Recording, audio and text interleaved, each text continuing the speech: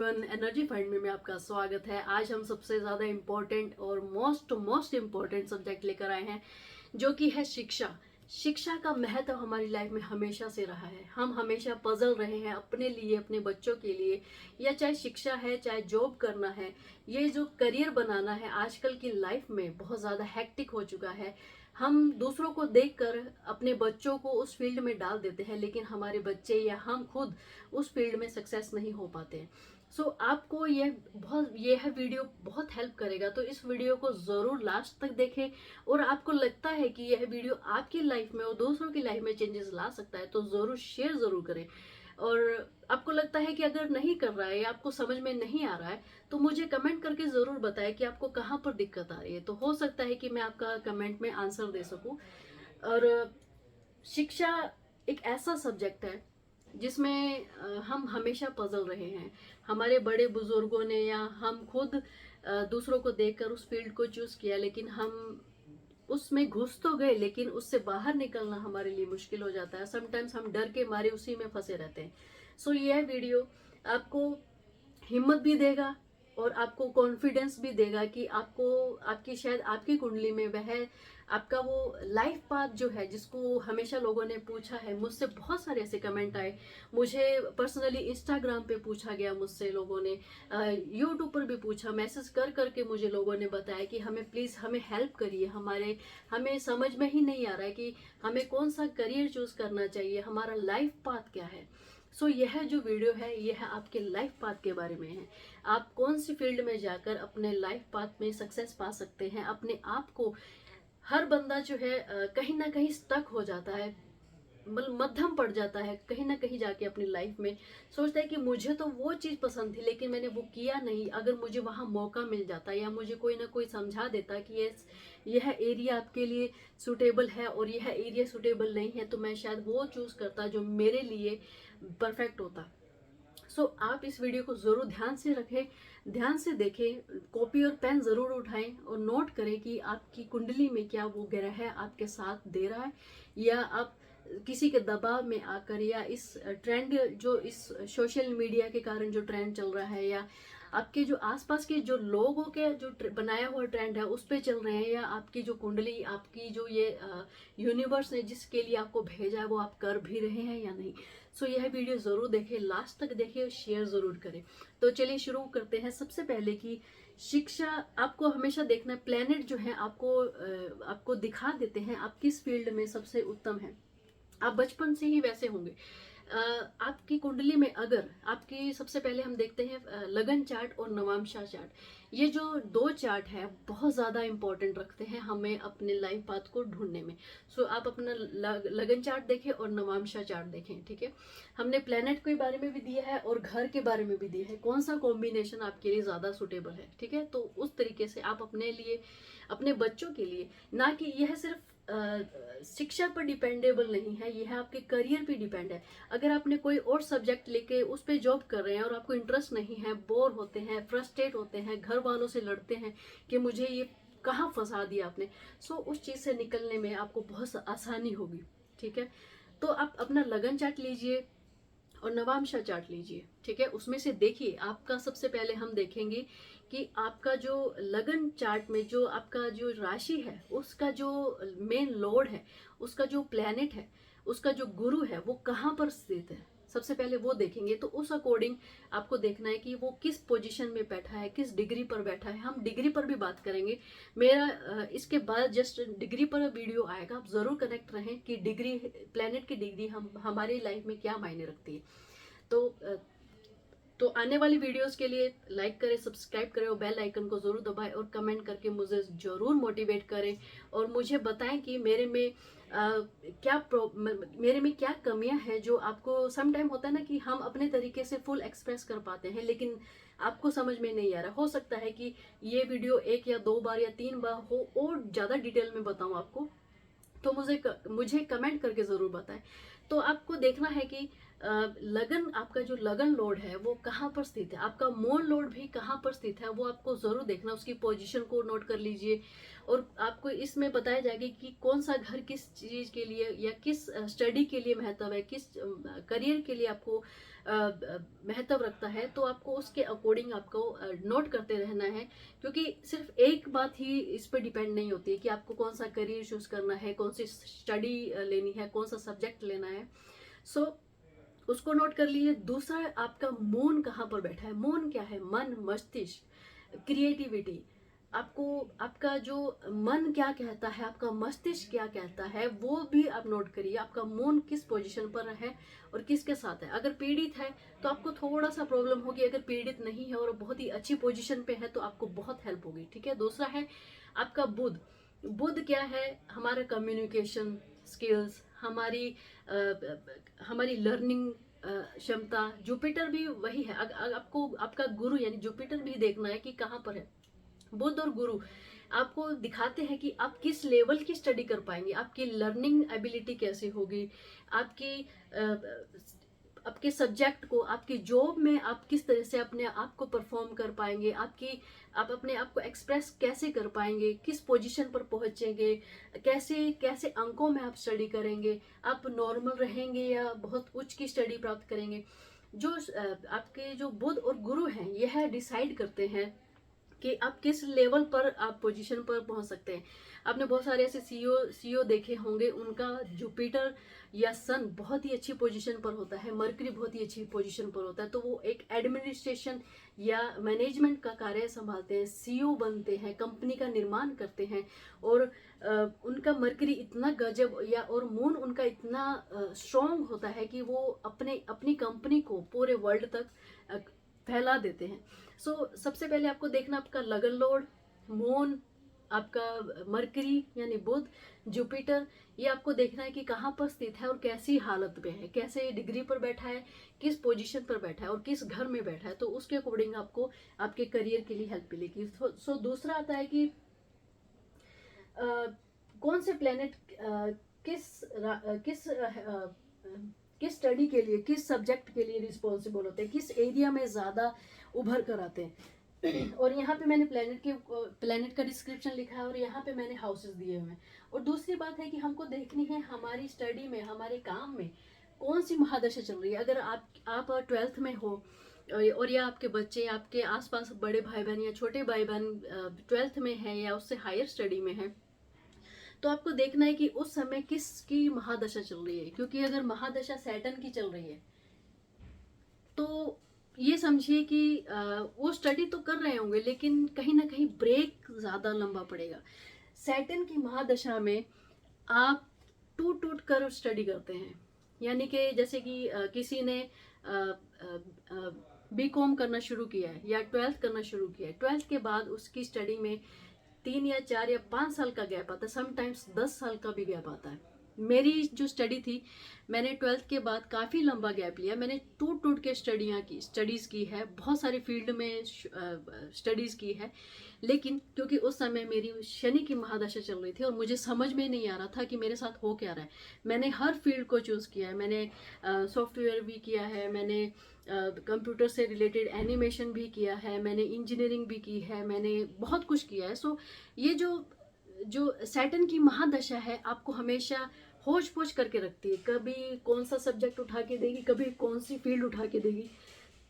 आपको पता ही नहीं चलेगा। वैसे ही अगर आप जॉब कर रहे हैं और कभी आईटी कंपनी में जाते हैं, कभी प्रोडक्ट वाली हेल्थ से रिलेटेड कंपनी में जाते हैं, कभी किस कंपनी में और कभी मार्केटिंग एरिया में जाते हैं, तो आपको समझ में नहीं आता। आपको एक्सपीरियंस सबका होता है, हर एक चीज़ का एक्सपीरियंस होता है, लेकिन आपको समझ में ही नहीं आ रहा कि मैं एक फील्ड में सेट क्यों नहीं बैठ पा रहा हूँ। क्योंकि सैटर्न की महादशा आपको भटकाती है। सैटर्न की महादशा आपको जैसे मैंने पहले भी बहुत सारे ऐसे वीडियोस में बताया कि सैटर्न जो है हमसे बहुत काम करवाते हैं, लेकिन उसका रिजल्ट आखिर में बहुत अच्छा आता है। आज मैं सैटर्न हूँ, मेरा भी एक करियर है, मुझे भी आज एक स्ट्रेट लाइन दिख रही है कि मुझे क्या करना है। मुझे पता है कि मैंने ये अपने करियर से, अपने लाइफ से ये सीखा है कि जब आपका समय नहीं होता है तो आपको कुछ नहीं मिलता है। लेकिन हाँ, लेकिन आपको अपने हाथ में है। लेकिन अगर सैटर्न की महादशा चल रही है तो आप हमेशा पजल रहेंगे, ठीक है।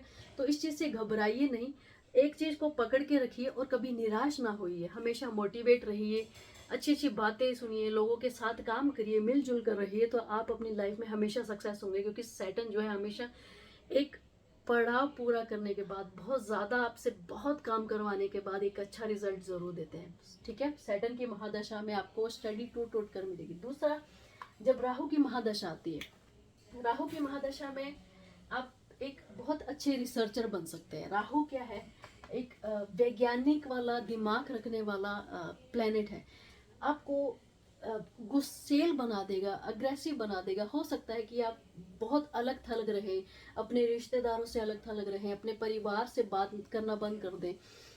राहु जो है आपको अकेला कर देता है, लेकिन साथ में आपका जो दिमाग है हमेशा चौकन्ना रहता है। हमेशा अगर आपको किसी ने बता दिया कि आपको ड्रग से रिलेटेड या मेडिसिन में कुछ ऐसी मेडिसिन है, पता नहीं इसका कॉम्बिनेशन नहीं बन पा रहा है, लेकिन अगर आप हेल्थ से रिलेटेड अगर फील्ड में हैं तो आप उसकी जड़ तक जाओगे कि ये रिजल्ट क्यों नहीं दे रहा। हमेशा रिसर्च करते रहोगे, हमेशा किसी ना किसी सब्जेक्ट में रिसर्च करते रहोगे। राहु की महादशा में ये जरूरी नहीं है कि आप सिर्फ मेडिसिन में ही जाओगे।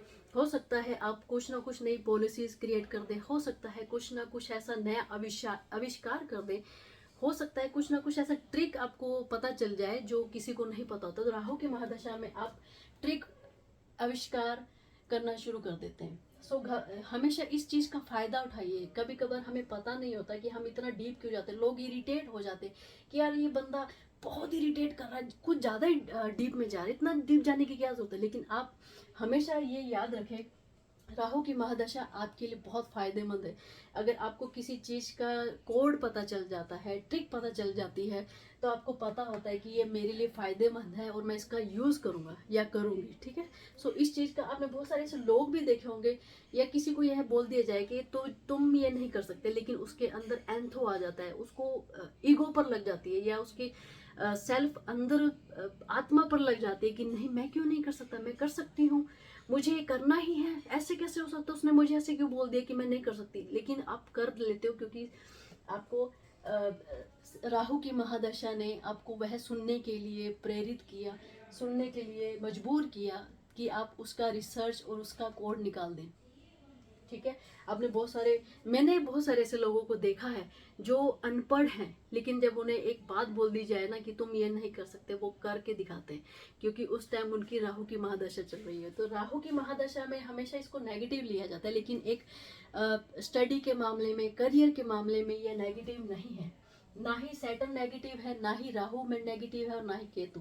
और जुपिटर की महादशा जब अगर चल रही है, आपको लोग ऊपर चढ़ाना शुरू कर देंगे। अरे तुम तो बहुत ज्ञानी हो, तुम्हारा कम्युनिकेशन स्किल्स बहुत अच्छा है। लेकिन समटाइम्स क्या होता है कि आपका कम्युनिकेशन स्किल्स बहुत अच्छे नहीं होते हैं, आपका दिमाग उतना नहीं चल पाता है, लेकिन लोग आपको बहुत ज़्यादा मोटिवेट करते रहते हैं। तो उस चीज़ का फ़ायदा उठाइए, क्योंकि जुपिटर की महादशा समटाइम्स हमको आलसी बना देती है। हमको घर बैठे हम ऐसे सोचने लगते हैं अरे मैं तो बहुत ज्ञानी हूँ, मेरे पास तो सब, क्योंकि सबको पता है। लेकिन जैसे ही जुपिटर की महादशा या अंतरदशा या प्रतंत्र दशा खत्म होगी, वैसे ही आपको पता लगेगा कि वो जो लोग आपकी प्रशंसा कर रहे थे वैसा है ही नहीं। क्यों? क्योंकि जुपिटर जो है गुरु है, आपको ज्ञानी बना देता है, लेकिन होते हो या नहीं होते हो ये आपकी कुंडली पर डिपेंड करता है। लेकिन उस चीज़ का फ़ायदा उठाएं, उस महादशा या प्रत्यंतर दशा का फ़ायदा उठाएं और उस चीज़ को ग्रैब करने की कोशिश करें कि आपको यह करना है, आप ज्ञानी हो। क्योंकि उस टाइम आपको ज्ञानी जैसा बिहेवियर, आपका बिहेवियर वैसा हो जाता है कि लोग लगता है। लेकिन आप अगर उस चीज़ का फ़ायदा उठाएंगे, पढ़ना शुरू कर देंगे या उस चीज़ पर रिसर्च करना शुरू कर देंगे, तो आप डेफिनेटली ज्ञानी बन जाते हैं, ठीक है। अब आते हैं केतु की महादशा में।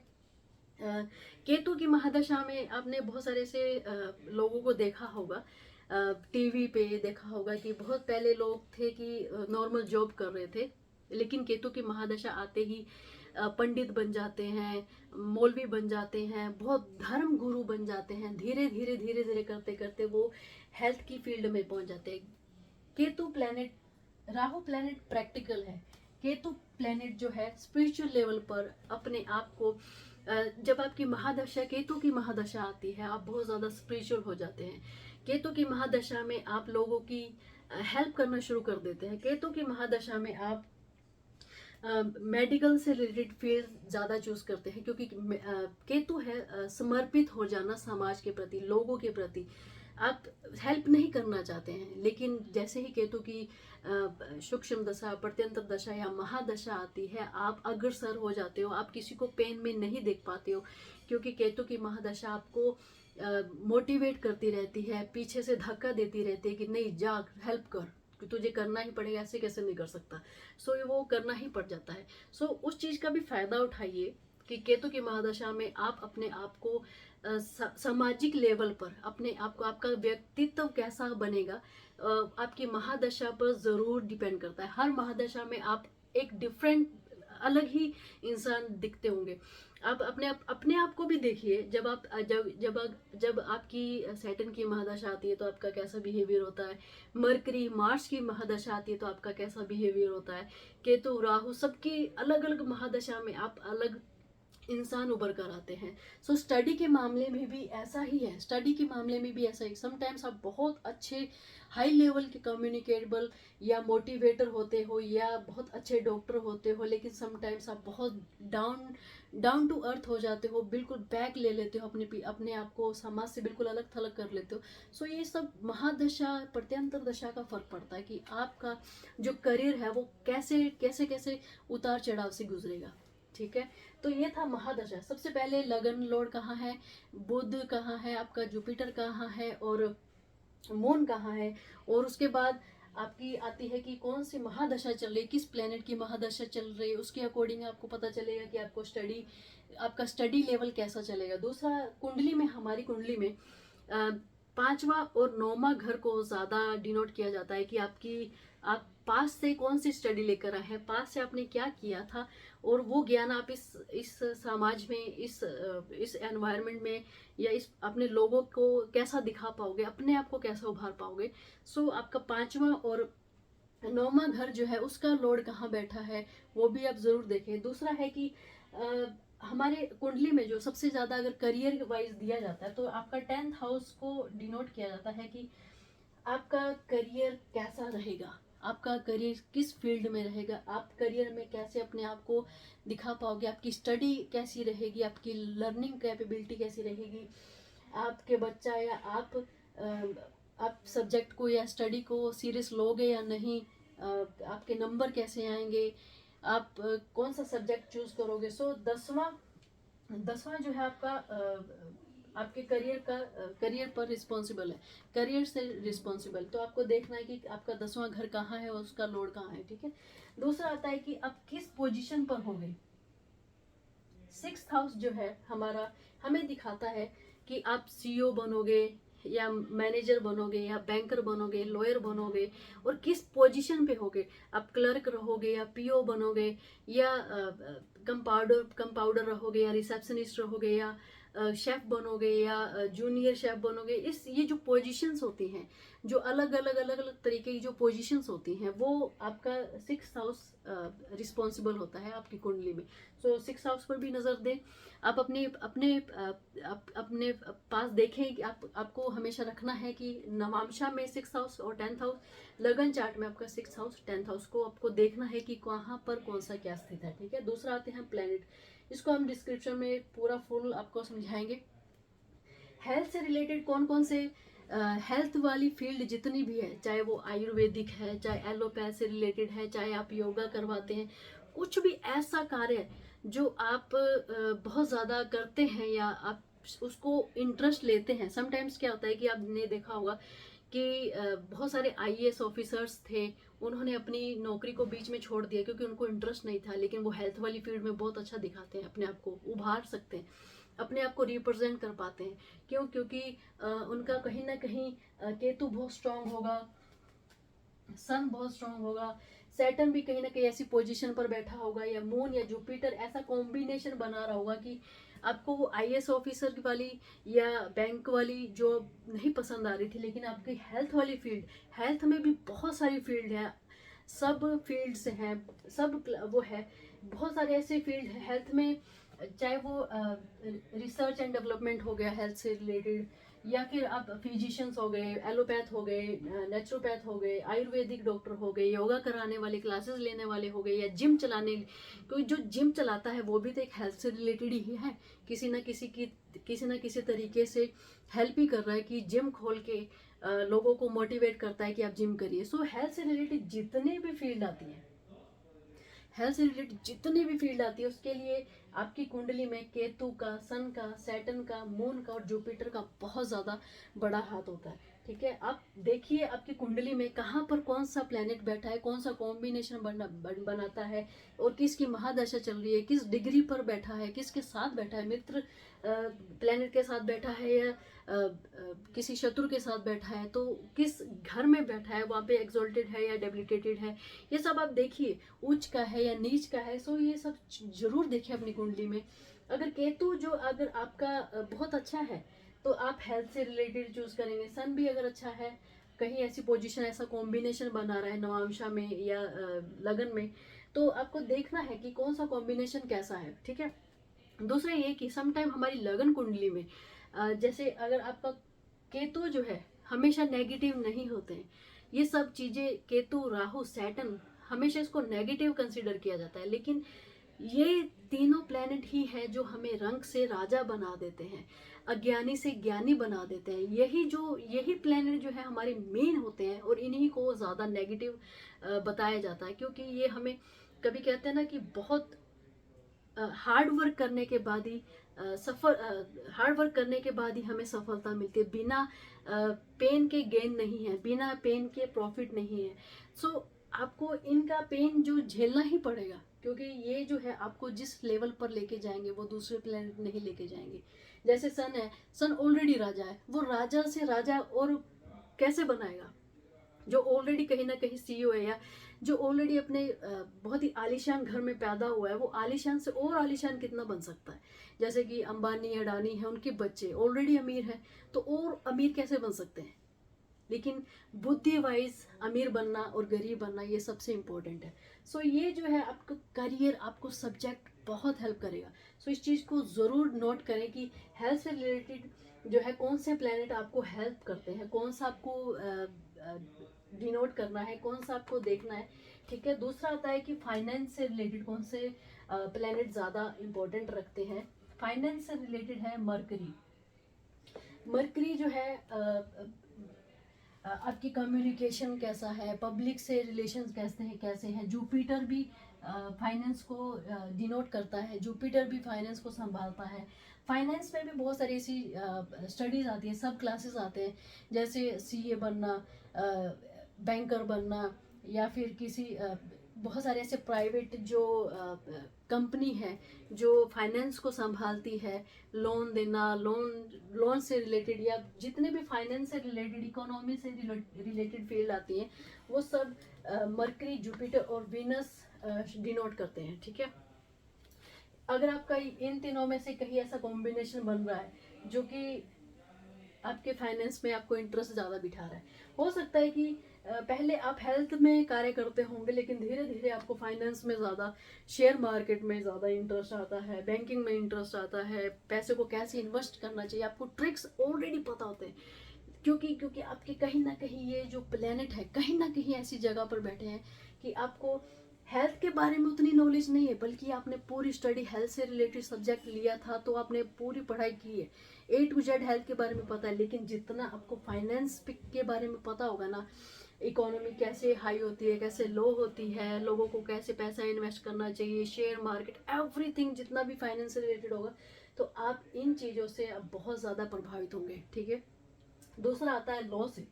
अगर आप अपने बच्चों के लिए या आप खुद अपने लिए स्टडी चूज करना चाहते हैं, करियर चूज करना चाहते हैं, तो आपको अपना जुपिटर देखना होगा, सैटर्न देखना होगा, मार्स देखना होगा। सो आपके उसी अकॉर्डिंग आपको लॉ चूज करना है। जैसे कि सैटर्न जो है, अगर देखते हैं कि सैटर्न जो है बाउंड्री बनाता है, पॉलिसीज बनाता है कि इसी के अंडर तुमको रहना है, इन्हीं सर्कमस्टांसेस के अंदर रहकर तुमको कार्य करना है। यानी कि वो एक बाउंड्री यानी लॉ बना रहा है आपके लिए। सो सैटर्न भी ऐसा ही कार्य करता है, तो आपको स्टडी भी वैसा ही बनाएगा, स्टडी में भी वैसा ही इंटरेस्ट देगा।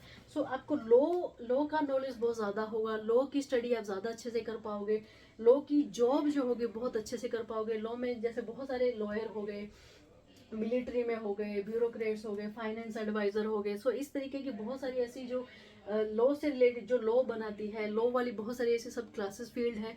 आप देख सकते हैं कि नेट पे सर्च करिए, गूगल पे जाइए और आप लॉ से रिलेटेड जितनी भी स्टडी है आपके सामने आ जाएगा। सो आपको उस तरीके की फील्ड चूज करनी चाहिए, चाहे स्टडी के लिए या चाहे करियर के लिए। मार्स का है, मार्स एक योद्धा है, मार्स एक मिलिट्री ऑफिसर है। मार्स जो है हमेशा अग्रेसिव रहता है लड़ने के लिए, लेकिन उसके लिए एक पॉलिसी बनाता है, उसके लिए एक लॉ बनाता है कि मैं इस दायरे में रहकर मैं अपना कार्य करूंगा, उसके बाहर जाकर मैं कार्य नहीं करूंगा।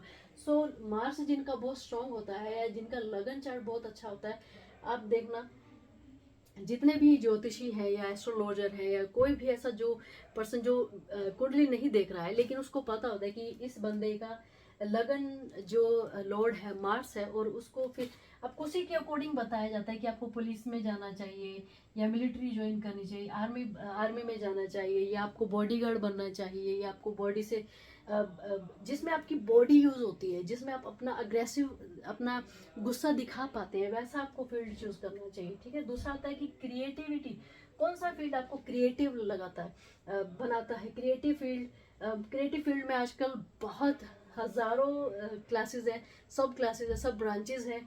सो आपको देखना है आर्ट्स एंड क्रिएटिव फील्ड में मौन मस्तिष्क है, मौन ही मन है, मौन ही हमारा सबकॉन्शियस माइंड है। सो आपको देखना आपका मून कहाँ है, वीनस कहाँ है, मरकरी कहाँ है और जुपिटर कहाँ है। सो उसके अकॉर्डिंग आप अपना आर्ट्स एंड क्रिएटिव फील्ड देख सकते हैं। आपने बहुत सारे ऐसे लोगों को देखा होगा, हेल्थ में बहुत अच्छे हैं, फाइनेंस में भी बहुत अच्छे हैं, क्रिएटिविटी बहुत अच्छी करते हैं, पेंटिंग बहुत अच्छी करते हैं, या खाना बहुत अच्छा बनाते हैं। तो उनका कहीं ना कहीं जैसे फाइनेंस वाले जुपिटर बहुत स्ट्रॉन्ग है, तो वो फाइनेंस में भी बहुत अच्छे होते हैं, वो खाना भी बहुत अच्छा बनाते हैं क्योंकि जुपिटर यहाँ पर है, और लोग की जानकारी भी बहुत अच्छी रखते हैं क्योंकि जुपिटर यहाँ पर भी है। सो मल्टीपल आपको ऐसा नहीं है कि सिर्फ एक ब्रांच चूज करना है, आपको मल्टीपल ऑप्शन मिल जाते हैं। आप फाइनेंस में भी जा सकते हैं, लॉ भी कर सकते हैं और आर्ट्स भी कर सकते हैं, लेकिन आप हेल्थ से रिलेटेड थोड़ा दूर रहेंगे क्योंकि उतना हेल्थ में जुपिटर जो है उतना अपने आप को उभार नहीं पाता है जितना फाइनेंस में या लॉ में या आर्ट में दिखाएगा अपने आप को। अपना वर्चस्व जो है, अपनी क्वालिटीज है, वो आप उसी फील्ड में दिखाएंगे जहाँ पर वो जिस हाउस में स्ट्रॉन्ग है। इनका कॉम्बिनेशन, ये तो प्लेनेट है कि कौन सा प्लेनेट किस चीज से रिलेटेड है, लेकिन किस हाउस में है वो भी बहुत इम्पोर्टेंस रखता है अपनी जगह। ठीक है। दूसरा आते हैं कि एडमिनिस्ट्रेशन, मैनेजमेंट, कंपनी का सीईओ, बहुत हाई जो पोजीशंस होती हैं हर कंपनी में, गवर्नमेंट ऑफिसर या कहीं भी बहुत हाई लेवल की पोजीशंस होती हैं, वो जो है सन, इसको जो है सबसे इम्पोर्टेंट माना जाता है क्योंकि सन हमेशा राजा होता है। तो अपना वर्चस्व जो है सन अपने हाउस में, अगर आपका 5th हाउस में है और एरिस के साथ है, या आपका या तो 5th हाउस में हो तो बहुत अच्छा है, या फिर एरिस में हो तो एक्सोल्टेड होता है 9 डिग्री। तो आपका जो सन है बहुत ही, आप अपने सन के अकॉर्डिंग अपनी क्वालिटीज को उभार कर लेके आ सकते हैं। यह है सिर्फ, बहुत सारी ऐसी चीजें होती जो हमारे हाथ में नहीं है, कि हमें पहले पता नहीं था, हमें इस चीज की नॉलेज नहीं थी कि हमें कौन सा फील्ड लेना चाहिए। बहुत सारी ऐसी चीजें होती जो हमारे हाथ में नहीं होती, लेकिन यह जो कुंडली है, कुंडली को इसीलिए ज्यादा महत्व दिया जाता है क्योंकि हमें जीने में आसानी हो जाती है। अगर हम बहुत प्रॉब्लम से गुजर रहे हैं तो हमें पता होता है कि हमारी यह महादशा चल रही है, तो हमें इसमें बहुत ही काम, अपने आप को मोटिवेट करते रहना है। तो कुंडली बहुत हेल्प करती है हमारी हर फील्ड में, चाहे वो रिलेशनशिप है, चाहे वो करियर वाइज है, चाहे वो हमारी हेल्थ वाइज है, बहुत हर जगह कुंडली बहुत महत्व रखती है। तो आपको यह ज़रूर नोट करना है, कुंडली को ज़रूर देखते रहे। तो अगर आपका सन जो है बहुत ही अच्छी पोजीशन पर बैठा है, मार्स जो है रूल करता है रूलर है, जैसे मैंने पहले बताया कि पुलिस ऑफिसर होते हैं, हमेशा डटे रहते हैं। सो मार्स अगर आपका बहुत अच्छी पोजीशन पर है, मरकरी भी अच्छी पोजीशन पर हो, जुपिटर भी अच्छी पोजीशन पे है, तो आपको जो है कहीं ना कहीं मैनेजमेंट में बहुत हेल्प मिलेगी। एडमिनिस्ट्रेशन जो काम है, बहुत सारी ऐसी फील्ड है जिसमें आपको बहुत ज़्यादा हेल्प मिलेगा। ठीक है, अब आते हैं कि बाद में सबसे लास्ट में हम बताएंगे कौन सा प्लेनेट जो मेन जो उनका कार्य है वो क्या है। ठीक है, अब आते हैं हाउसेस पे। कौन सा हाउस किस फील्ड को डिनोट करता है, किसको ज़्यादा रिप्रेजेंट करता है। सो 4 नंबर आपका कुंडली में देखें कि 4 नंबर के अंदर कौन सा प्लेनेट बैठा है, कौन सा कॉम्बिनेशन बना रहा है, और किसके साथ कौन सा एस्पेक्ट दे रहा है 4 नंबर पर।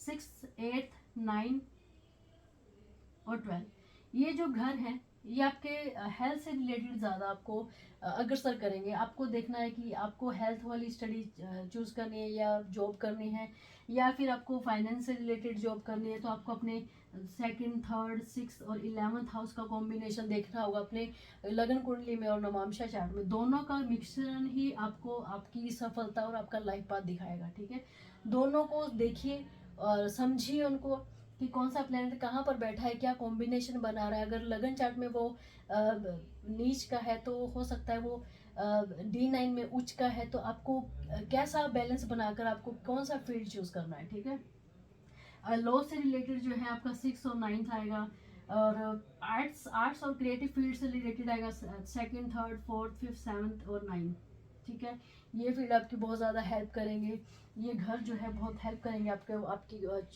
फील्ड चूज करने में। एडमिनिस्ट्रेशन के लिए आपको 9th और 10th ज़्यादा मायने रखता है आपकी क्रिएटिविटी को दिखाने में। ठीक है, मैनेजमेंट में और एडमिनिस्ट्रेशन में। तो ये था मेरा वीडियो कि कौन सा प्लेनेट कहाँ पर आपको देखना है, क्या उसका कार्य है, वो कौन सी स्टडी को आपके लाइफ पाथ को दिखाता है। तो आपको ये चूज करना है, मिलान करना है कि कौन सा प्लेनेट कौन सा कॉम्बिनेशन बनाकर किस डिग्री में बैठकर आपको देखना है। ठीक है, तो उसके अकॉर्डिंग आप अपना देखिए कि कौन सी स्टडी कौन सा सब्जेक्ट आपको ज़्यादा आपको चूज करना है, अपने बच्चों को दिलाना है, अपने आप खुद के लिए करना है। तो आप इसको स्क्रीनशॉट ले सकते हैं या फिर आप नोट कर सकते हैं इसको। आप हम थोड़ा साइड हो जाते हैं ताकि आपको इजी हो जाएगा। सो इसको स्क्रीनशॉट लेकर आप इस पर थोड़ा स्टडी करिए। हो सकता है धीरे धीरे हम इस पे भी कॉम्बिनेशन वाला वीडियो भी बनाएंगे कि किस घर में कौन सा कॉम्बिनेशन जो है 9th और D9 चार्ट और लगन चार्ट में कौन सा कॉम्बिनेशन आपको कौन सा करियर देता है। धीरे धीरे उस पर भी हम डिटेल में वीडियो बनाएंगे। ये जस्ट एक ओवरव्यू था कि आपको समझ में आए कि प्लैनेट्स हमारी लाइफ में बहुत इंपॉर्टेंस रखते हैं। हम किस तरीके का लाइफ और करियर चूज करना है, हमको हमारी लाइफ में स्टडी का बहुत महत्व है। जैसे सम टाइम लोग बहुत पजल होते हैं, आज की जनरेशन जो है हमेशा पजल रहती है, हमेशा कोई ना कोई उनको मोटिवेशन करने वाला या उनको लाइफ पाथ दिखाने वाला इंसान चाहिए, जिसके कारण वो अपने करियर में अपनी स्टडी में अच्छे मार्क्स लेके आ सके, उसमें जॉब में अपने आप को अच्छे से उभार सके। सो यह वीडियो बहुत हेल्प करेगा। तो मेरा ये वीडियो अगर आपको अच्छा लगा है और समझ में आया है तो मुझे कमेंट करके ज़रूर बताएं, और मेरे इस चैनल को लाइक करें, सब्सक्राइब करें, जितना हो सके शेयर करें ताकि दूसरों को भी हेल्प मिले, और आने वाले इससे रिलेटेड स्टडी से रिलेटेड जो वीडियो है उनको ज़रूर देखें। और बस, तो ये है आज का वीडियो कि प्लैनेट फॉर एजुकेशन कि कौन सा प्लैनेट किस फील्ड के लिए रिस्पॉन्सिबल है। तो मिलते हैं नेक्स्ट वीडियो में, तब तक के लिए बाय बाय।